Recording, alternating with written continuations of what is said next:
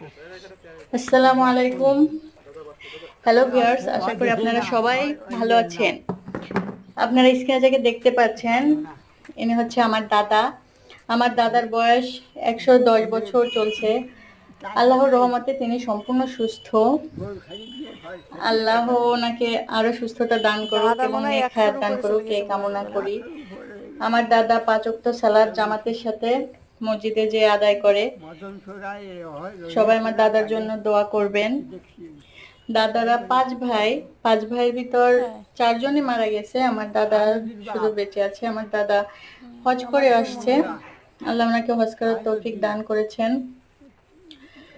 আমার দাদাকে আমি ছোটবেলা থেকে দেখে আসছি, কখনো উনি নামাজ কাজা করেননি। আজান হওয়ার সাথে সাথেই মসজিদে যেয়ে জামাতের সাথে নামাজ পড়ার চেষ্টা করেছেন সব সময়। এবং